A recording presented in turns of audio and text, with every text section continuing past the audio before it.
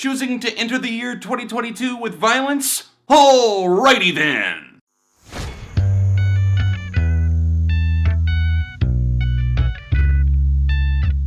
Hey neighbor, welcome back to ARTV. My name is John. It's time for a review of the 5th studio album by Abel Tesfaye, aka The Weeknd. This is a follow-up, I suppose, kind of a sister album to After Hours that dropped in 2020. I wasn't anticipating another album this quickly, but given the success of After Hours, it's not like his other albums had been unsuccessful all the way back since Kissland. He's been a mainstream figure, but now more so than ever, he's a household name with hits like Blinding Lights literally breaking long-standing records. A few collaborations and the single Take My Breath trickled out last fall, and I found myself wanting more. It felt like he was attaching himself to that stylistic 80s groove once again, and Abel does really well. He thrives in that lane, but it's mostly because of the personality behind it, the lyricism, and the cutting-edge production, which does show up again on this record,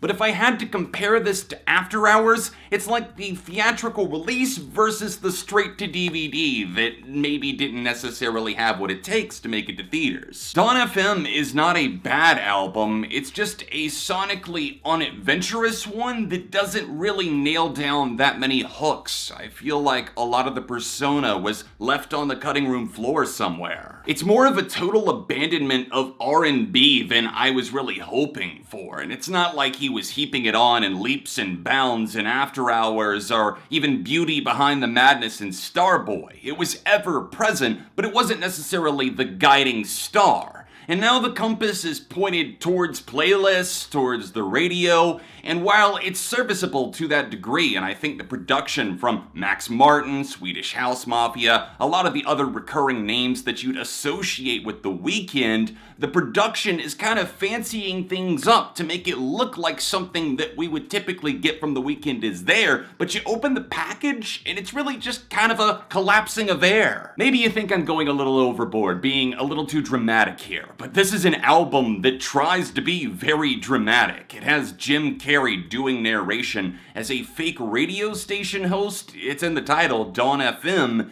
and I just do not like those bits at all. It makes the album feel a little forced, a little cheesy. There's a pretty solid flow to the record overall, and I can appreciate that. I think that's one of the best things that Dawn FM has going for it, but it's like the radio bits were added in afterwards to try and tie this together with some sense of narration, but it really doesn't do anything other than bog it down and make me hit the skip button. Putting aside the fact that I feel you could almost drown in a pool of forgettable hooks and cliches about, oh girl, I want you, but you're getting away from me, you're eluding me somehow, there are some winners on the album, some tracks and some gems that really do stack up against his past material. Best Friends, for example, this feels like cutting teeth on a diamond. I love that chomping beat, the synths sound fantastic, and if I can say something in this album's favor, again, the production, it feels dynamic. It doesn't just feel like the 80s. In fact, I probably hear more of 90s and house and electronica and definitely some Daft Punk worship too. Gasoline did a lot of the heavy lifting, and it took me a couple of listens, but I really started to see the appeal with the track. I think that Abel kind of takes himself out of the comfort zone, and that's when this album is at its best. It's moments like that, and also the extended version of Take My Breath that I felt was a bit more mundane and ordinary with just the standard single, but adding in the extra parts to the intro, to the bridge of the track, and ramping up the energy. It's consistently electrifying. Sacrifice is getting pushed as a single, and I can see why. I like the darkness that surrounds this one, although again, I feel that the personality is lacking. It just sort of drips in, whereas we were flooded by it in the past.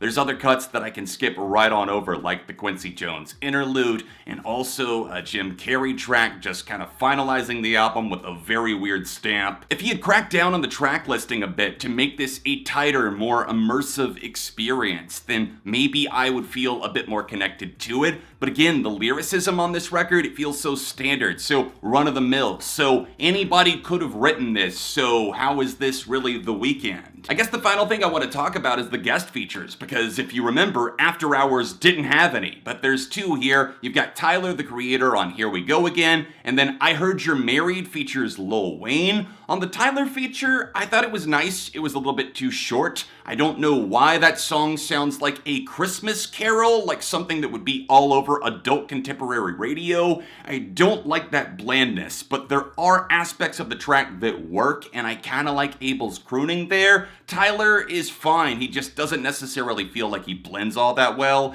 And then Lil Wayne attempting to harmonize on I Heard You're Married. It's already a rather generic tune, but that was certainly a choice. Damn, this is not how I wanted the year to start, on an album that I think is extremely disappointing, but I just don't feel that there's a ton of personality in this album. It's lacking the distinctiveness with the hooks, with the songwriting, and it relies a little bit too heavily on its production. So for me personally, hot take or not, I can't go more than a strong 2.5 out of 5, and a lot of that is based on what I think The Weeknd is capable of. Apparently most critics are loving this one even more than After Hours, which I don't fucking understand at all, but to each their own. I hope you guys enjoyed this review. If you did, then please hit that like button. Even if you disagree, I hope you can see where I'm coming from, just my 2 cents. If you want to check out my review of After Hours, then tap here, or tap here for another recent review. All of my socials can be found in the description, and I'll be back soon with more on ARTV.